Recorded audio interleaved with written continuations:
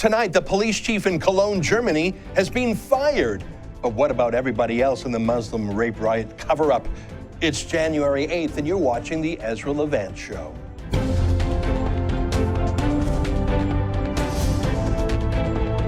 Why should others go to jail when you're the biggest carbon consumer I know? There's 8,500 customers here, and you won't give them an answer. You come here once a year with a sign, and you feel morally superior. The only thing I have to say to the government for why I publish it is because it's my bloody right to do so.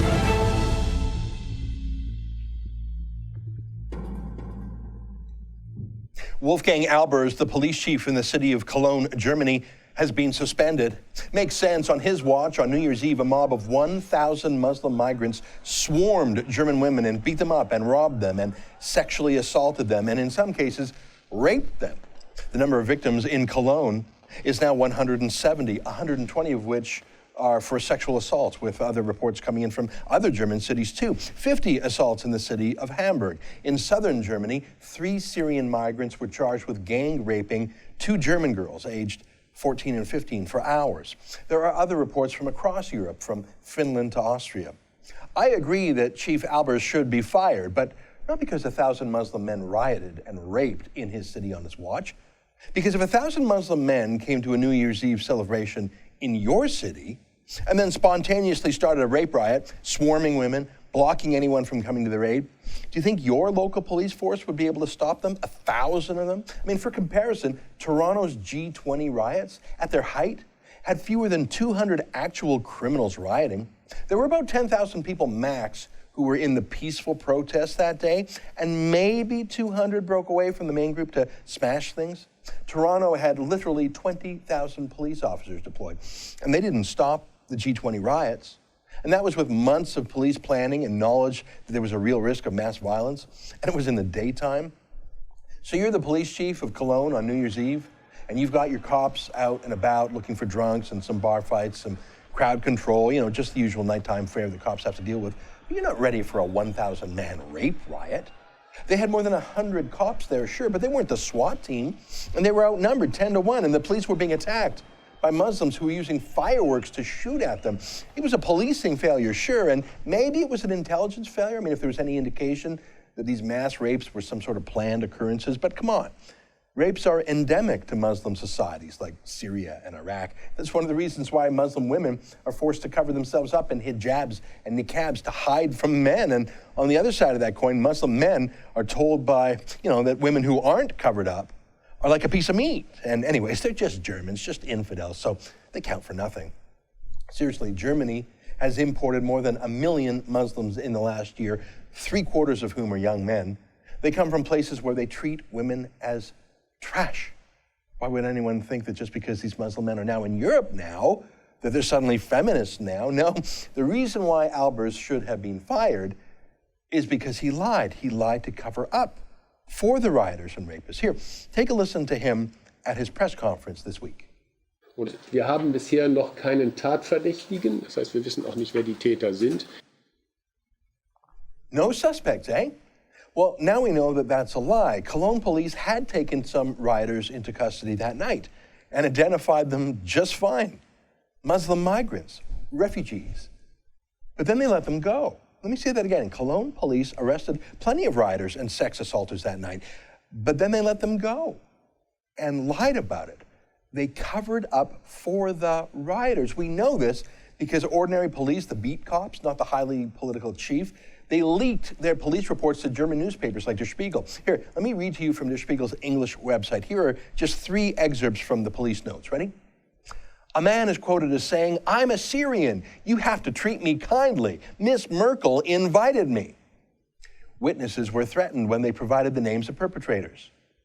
People reportedly demonstratively tore up residence permits in front of the police, grinned and said, "You can't touch me. I'll just go back tomorrow and get a new one." So rapists and rioters said they had to be treated kindly by the cops because Angela Merkel, the German chancellor who threw open Germany's borders to 1 million Muslims, said they had to be. And so Police Chief Albers, he complied. He complied, and then he covered up for them. And he lied in his press conference. Have you ever in your life heard of a police chief covering up a crime, or dozens of them? and letting criminals go and lying about it? I mean, the leaked police reports use phrases like chaotic and shameful and, quote, like I have never experienced in my 29 years of public service, unquote. That's what really happened, according to the beat cops. But look at the press release that the police department issued on New Year's Day, January 1st, the next morning at about 9 a.m. Let me quote. Here it is in German. It's still up on their police department website, if you can believe it. But here, let me put it through Google Translate. The headline in English says, relaxed atmosphere, celebration largely peaceful. How could you say that? First sentence, I'll clean up a bit of the grammar from the Google translation, but here's what the press release said. Like last year, most of New Year celebrations ran peacefully on the bridges over the Rhine River in the center of Cologne and Leverkusen. The police handled mainly cases of personal injury offenses and disturbances, unquote. Oh, so it was a great night, eh? And then the lies got really, really specific. Here, let me quote. Compared to last year, the number of cases of bodily harm rose slightly to 78 in Cologne. 80 times the police took action, unquote. Oh, really? There were 120 sexual assaults alone, 50 other violent crimes reported. These numbers in this press release were just invented. It's propaganda. The police were literally falsifying their reports to cover up for Muslim rape and violence. But you've got to see the last sentence of their press release. Here, let me read it to you while you watch the video of what it was really like that night. Let me read it to you while you see reality. Shortly before midnight, the courtyard in the area of the stairway to the cathedral had to be vacated by uniformed police.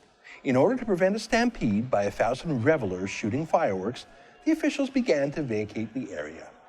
Despite the unplanned celebration break, the situation was relaxed.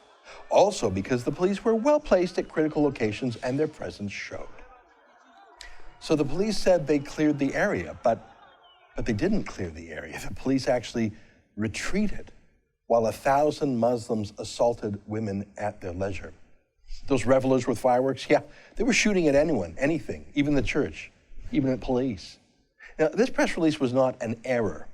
It was not a typo. It was a planned, crafted lie.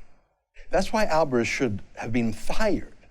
Not for the rapes in the first place. That's more Angela Merkel's fault for bringing in 1 million men from a rape culture. But then Albers, the police chief, covered it up, like the cops in Rotherham, UK, covered up 1,400 rapes of British girls there over the years because they were raped by Pakistani Muslim rape gangs, and you can't talk about that. This is police corruption. Just as corrupt as if the police were being paid off by the mafia to look the other way for drug dealing or gambling or prostitution. Here, the Muslim migrants aren't paying anyone off. They're using a far more powerful tool, multicultural guilt, racial guilt, more or less telling the police that if the police dare stop them, they'll be accused of Islamophobia. So the official lies were sent out by politicians.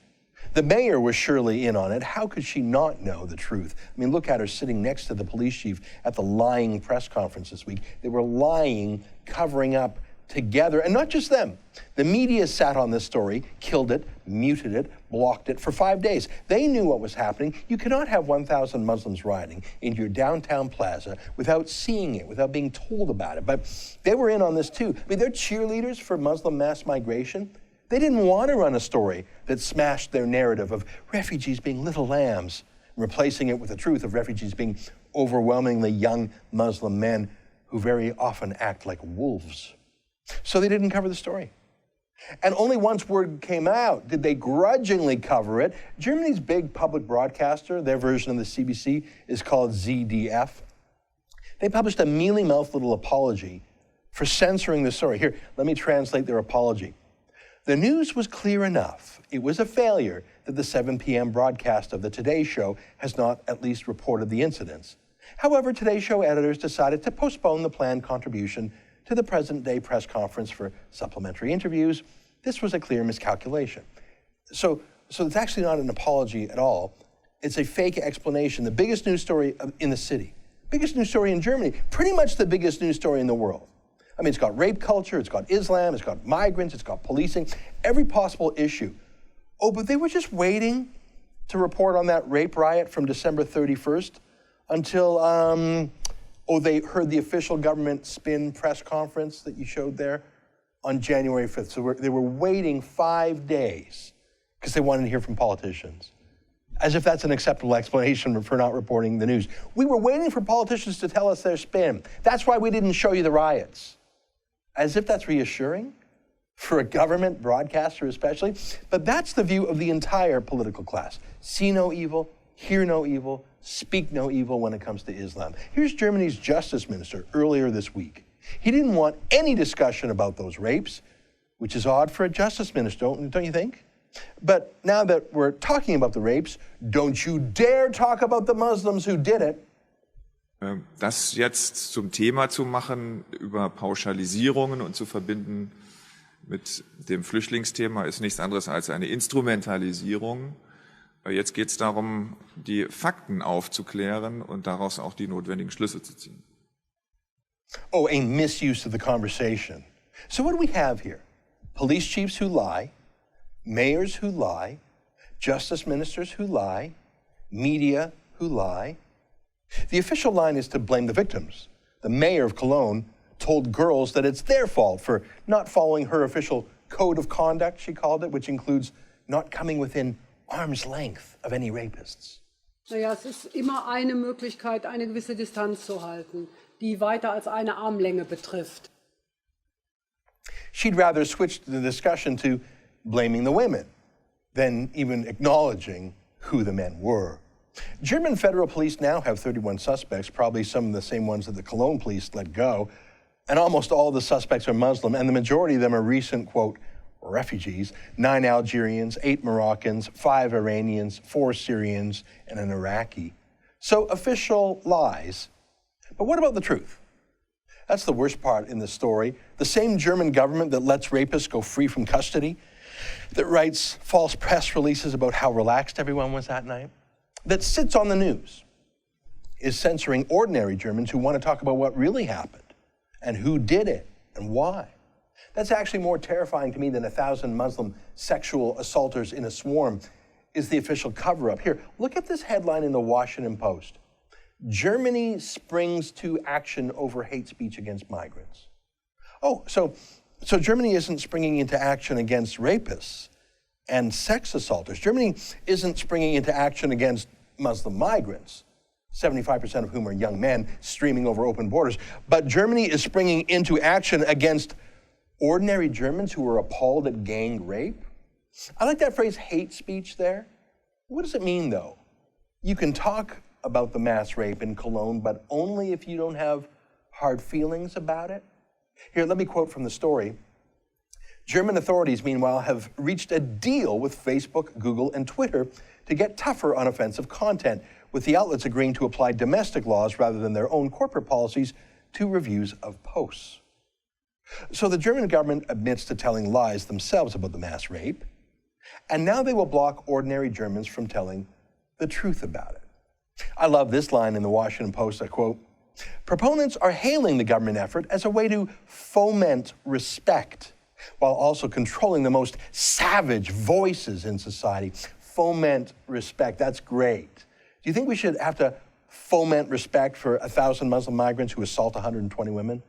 Should we have to respect Islam itself with its built-in sexism? And I like how the word savage is not applied to the savages on the street, but savages typing comments with hard feelings. Here's some more, quote, "The surge of incendiary comments online has been so strong that one of Germany's largest media outlets, Der Spiegel, disabled its readers' comment function for articles related to refugees."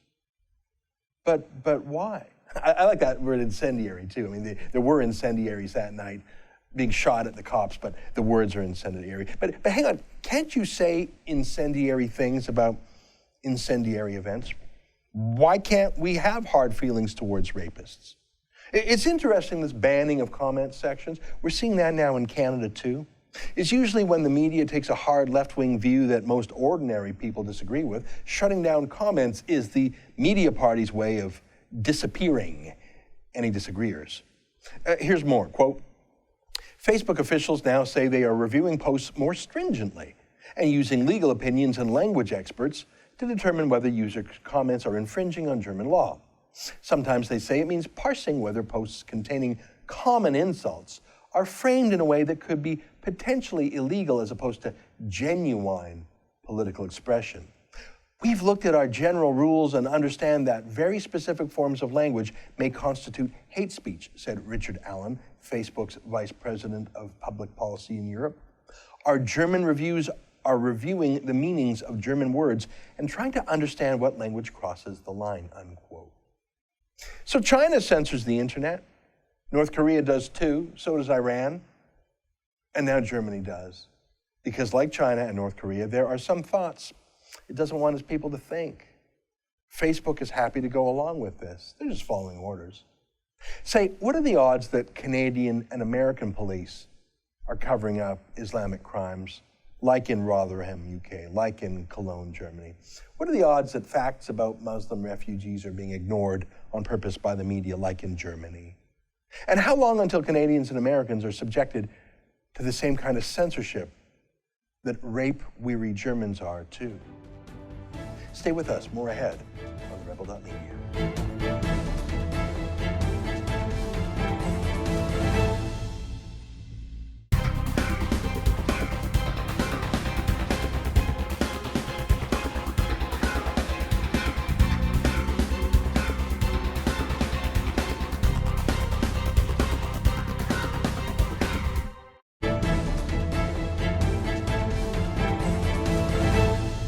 I'm calling the police right now.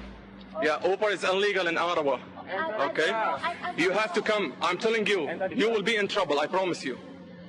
This is an Uber driver picking up from a private station. Okay? Yeah, she's refusing to come with you. I don't know. Yeah, take your So stuff. can you? Yeah, I will take you. And first up, I'm protecting my business. Just in case you didn't understand what was going on there, that was an Uber customer, the Chinese girl, trying to get into an Uber car that she had called, and the person filming on his cell phone was a regular cab driver shouting at her, "Don't get in the car! Don't get in the car! Get in my car!" Oh yeah, what young woman wouldn't want to go in your car, sir? And the fact that he's videoing that, welcome to the cab industry.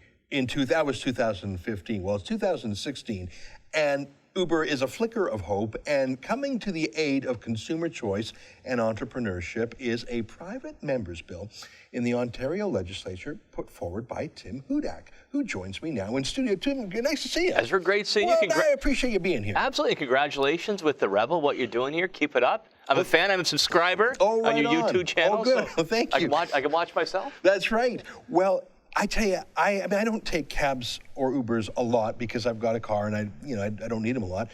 But it just feels like it's a battle between the inventor of the light bulb, Thomas Edison, and between the candlestick makers union saying, no, it's unfair. Come back and use candles instead. It's not just the progress, it's the freedom, it's the consumer free. It's not just how cool Uber is. It's give me the choice. Now, you've got a private members bill in this issue. You're right, yeah. Tell me about it. Well, look, my private members bill actually is broad-based. Ride-sharing is a big part of it. So it says, look, people in Ontario are struggling to get by. It's tough to pay the bill. So this gives, my bill gives opportunities to earn income from assets you already own. So your car, your home, your parking spot. So what's wrong with allowing you to make a little extra money by picking somebody up through Uber, renting out your home or a room in your home through Airbnb, or using a parking app like Rover or Honk Mobile to raise some money when you're not using it. And that's where the name of your bill comes from. You got it. So it's called Opportunity in the Sharing Economy. I mean, if viewers want to see it, Opportunity in the Sharing Economy.ca lays it out in detail.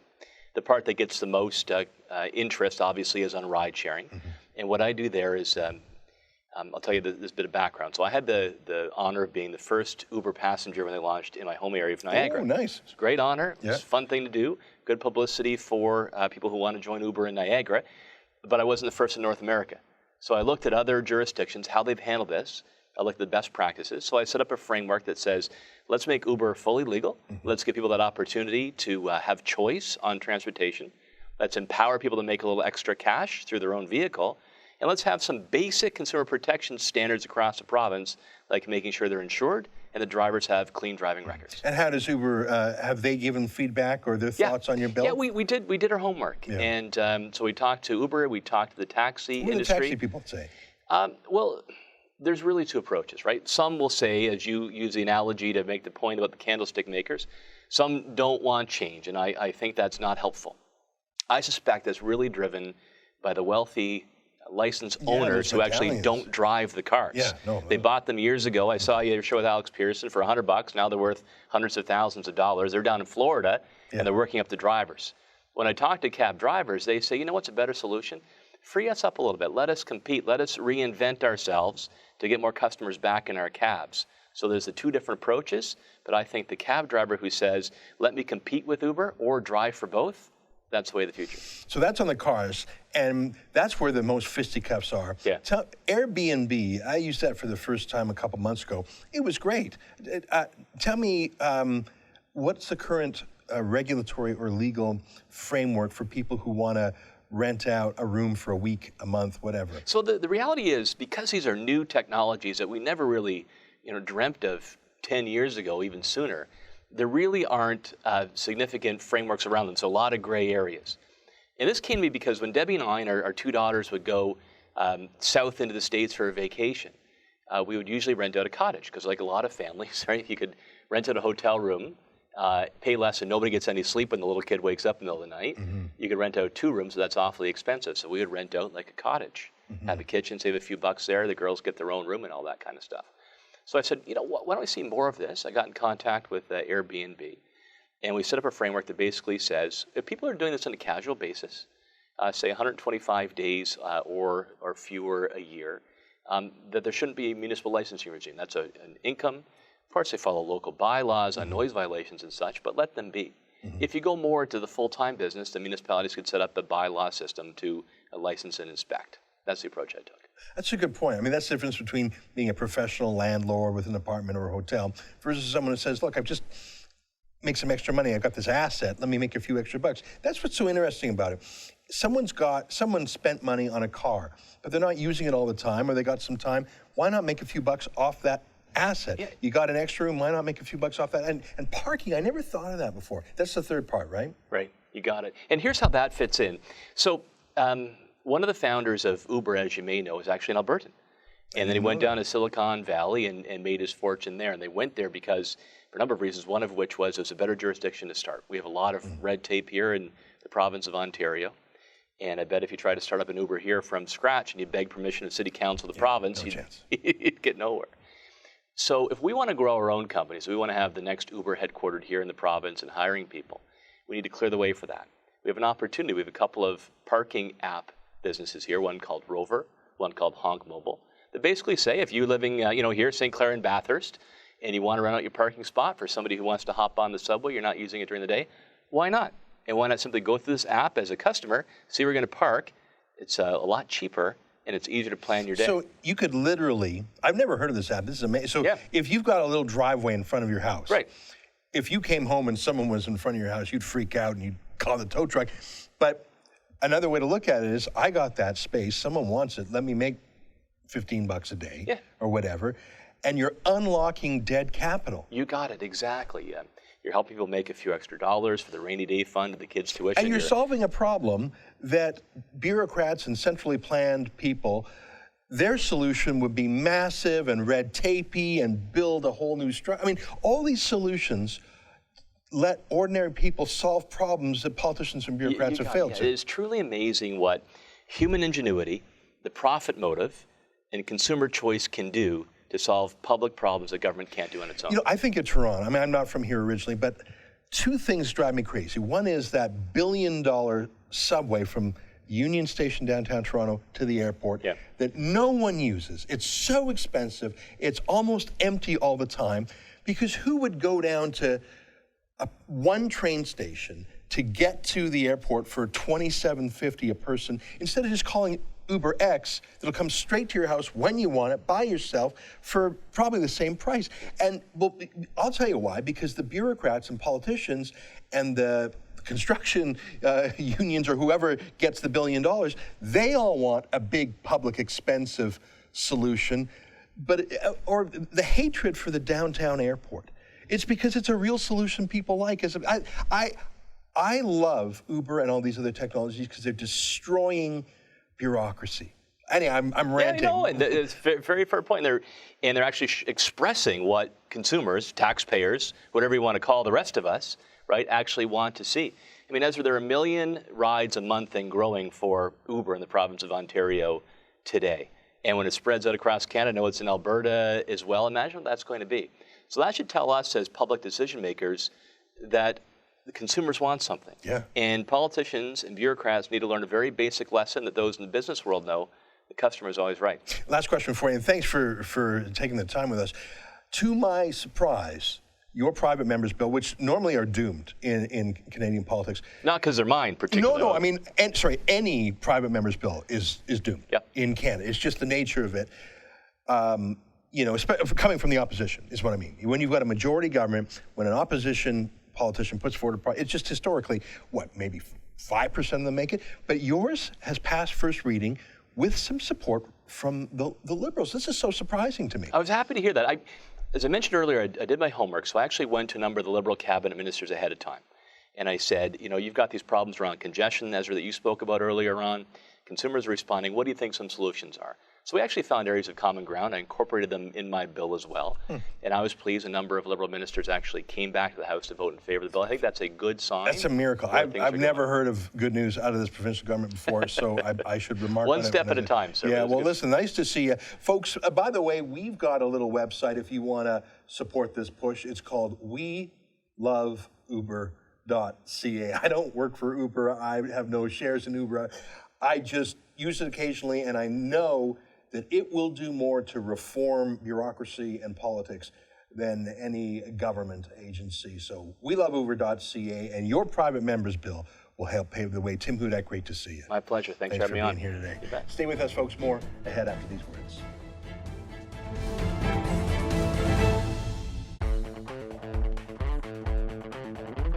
Looking for the perfect gift? Did you know TheRebel.media has a store? Make a statement with a t-shirt. Have your morning coffee in a Fearless Travel coffee mug. There's even an Ezra Levant bobblehead. It's a one-stop shop for the perfect gift. And don't forget to pick up something for yourself. Go to TheRebel.media/store to find out more.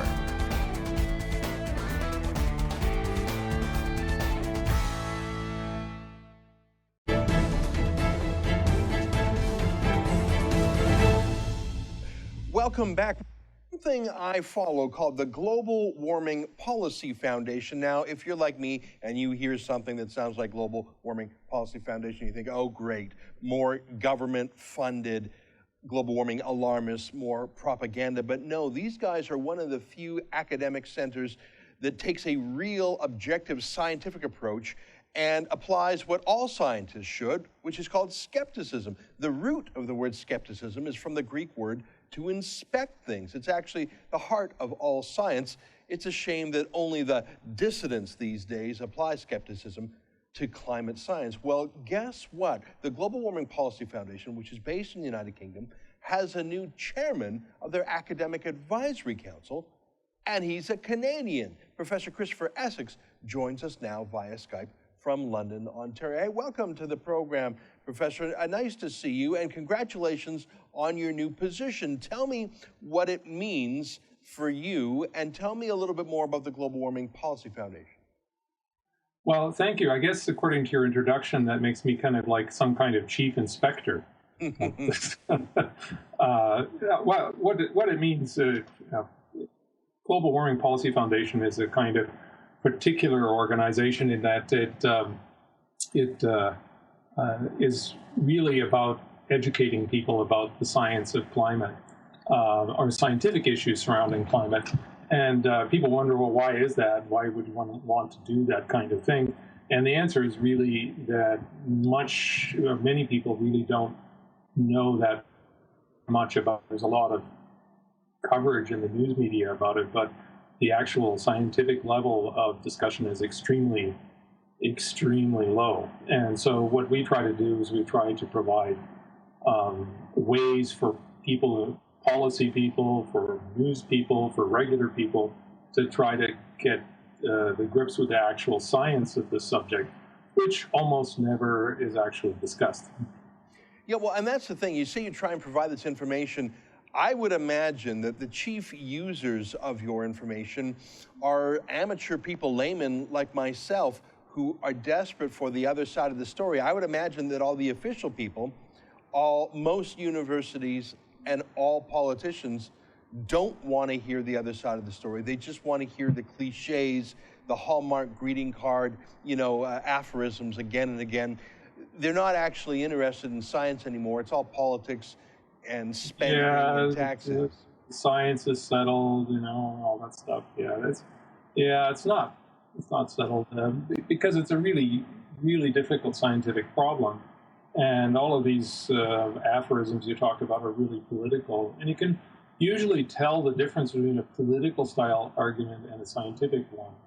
A political style argument, almost immediately goes to a discussion about people. It's not a discussion about things. It's not about nature. It's about people. And you can almost always tell if you talk about 97% of the scientists agreeing to something. Well, what is it that they actually agreed to? That's just a way of avoiding actually talking about the subject itself. So people like me and all the other people on our academic advisory council would only love to talk to people about what we know about science and about scientific issues and why we think the way we do about the science and so on. But there's an army of people who are spending a great deal of time trying to figure out what's wrong with our heads rather than what's wrong with our arguments. Well, I go to your website and I get your regular emails. How often, if ever, are you called to present before a parliament or a Congress or some government agency? Are you completely blackballed politically? Do you ever get to testify before decision makers? Well, I mean, me personally versus the Global Warming Policy Foundation is a whole different matter. I mean, there are many people there who have testified and so on. I personally have not, and I'm quite a rogue in my own right, scientifically speaking, so I'm not really surprised and I don't really care. So that's... Well, let me ask you a question. As a journalist, I'm a journalist. No one can touch me. I don't get government grants that could be cut off. I'm not in a political party that could be voted off the island. So I don't care if people wag their finger at me and say 97% of people disagree with you, Ezra. Obviously, it's not that number, but that's their favorite number. So I don't care if people disagree with me, but you are in academia. You have to show a certain amount of publications, I presume. You have to get a certain amount of grants, I presume. I don't know. I don't know what it's like to be a professor. Do you get any political grief? Do you get any academic grief? Do you get any blacklisting in academia because you dare to be a dissenter? Well, I know there are people who are, but I don't. And my science is pretty solid stuff, and I don't think that I get much flack close to the...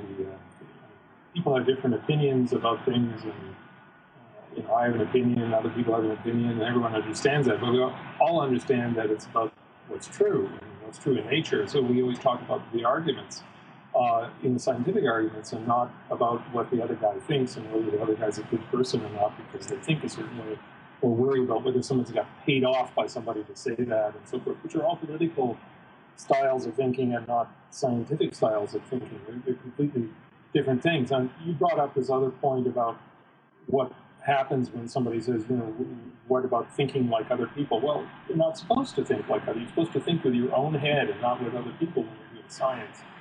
And that's actually a boon to all of humanity when people do think on their own merits. I had a journalist interview me, a writer, when I was in Paris, and he began with saying, well, what do you think about all these other scientists who disagree with you? And my reaction was, how do you know the other scientists disagree with me, since you don't actually know anything about the science, you won't even discuss the science because you know anything about it.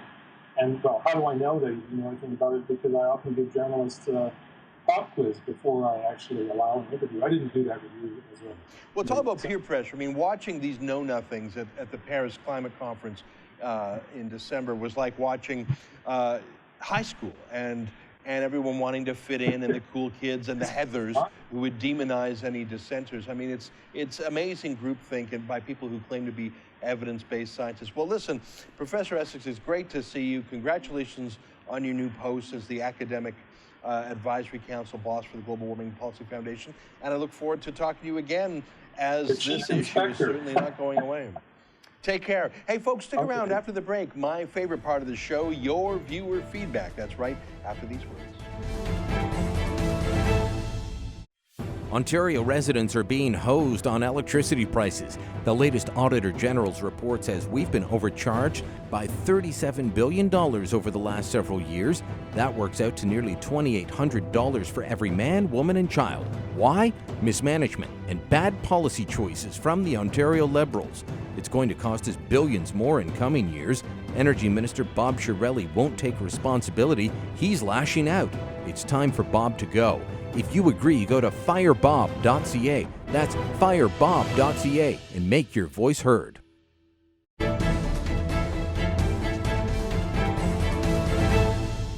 Hey, welcome back. My favorite part of the show is viewer feedback. BJ Maldo tweets, ISIL is the Islamic State of Ezra Levant. Well, I see what you did there. My last name is Levant, and one of the names for that terrorist group in Iraq and Syria is the Islamic State of Iraq and the Levant. That's not quite as clever as the time I was called Hezbollah, but I get it. It's comedy, right? I'm glad it's still funny over here, but over there, I mean, these people are truly Nazis. They murder and rape en masse. They would be as bad as the Nazis if they had the technology and the economy to do so. I like jokes, even non-funny jokes, because at least jokes show you're free. But as Ayatollah Khomeini once said, there are no jokes in Islam. Fake Ezra Levant writes, Ezra is constantly quoting radical imams to represent all Islam is like quoting himself to represent Canadians or conservatives. Look, I know I'm getting popular based on how many fake Twitter accounts there are popping up to criticize me. I'm flattered, and if they ever stop, I will miss them because it will be a sign that I'm fading in my success. But I'll address the actual point. What is radical Islam? What's a radical imam? Well, radical comes from the Latin word for root. A radical imam, to me, is an imam, a Muslim priest, who looks to the Quran literally, fundamentally, which is most imams, isn't it?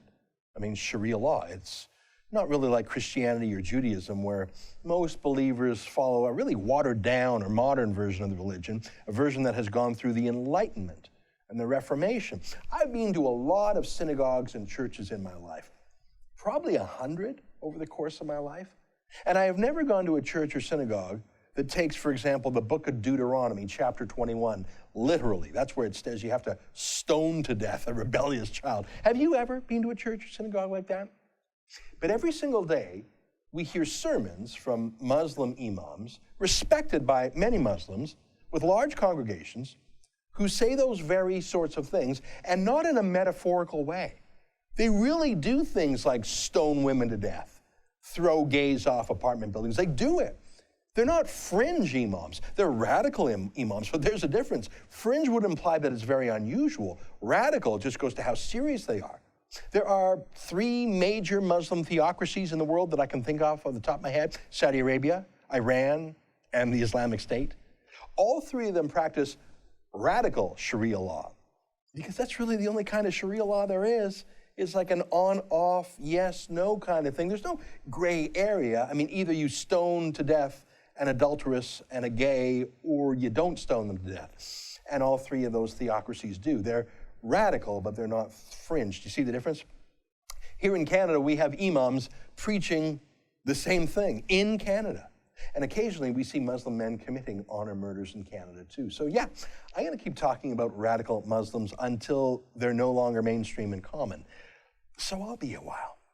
Here's an email from Camille who says, "Hi Ezra, I think you should change the name of the Rebel Media. The word rebel suggests it's your publication is not mainstream and perhaps even outside the law. I think this can scare a lot of folks. My 2 cents, Camille." Hi Camille. Well, I believe we are pretty mainstream in terms of the people of Canada. A lot of people are worried about crime, about terrorism, about unvetted Muslim migrants. I think most people think global warming has been overhyped and is being used as a cover to raise taxes. If not most Canadians, I think large minorities of Canadians would agree with me on these things. But those popular, normal ideas are considered fringe or rebellious ideas in the political and media and academic establishment. So, yeah, we are rebels there. And as to being outside the law, do you really think it will be long before the authoritarian left, whether it's Kathleen Wynne or Rachel Notley or Justin Trudeau, try to hit us with the law itself, with a human rights complaint or a hate speech complaint? I think it's actually almost certain that they will. So yeah, Rebel, I think it's pretty accurate. Well, that's our show for today, and that's it for this week. But keep coming to The Rebel over the weekend and join us next week. I think this story out of Cologne, Germany is a tipping point in public opinion against unfettered, unvetted, unrestricted Muslim migration to the West. You cannot bring in 1 million young men from a sexist, misogynist, racist, homophobic part of the world, Arabia, and expect them to conduct themselves like fine, proper gentlemen on the streets. That mass rape in Cologne and in Hamburg and Stuttgart and around Europe, there's going to be a lot more of it. And I think Germans and other Europeans, and hopefully in Canada too, are going to wake up and say, you know what? Let's leave the Sharia conduct over there. That's it for me for the day, folks. Keep fighting for freedom. We'll see you later.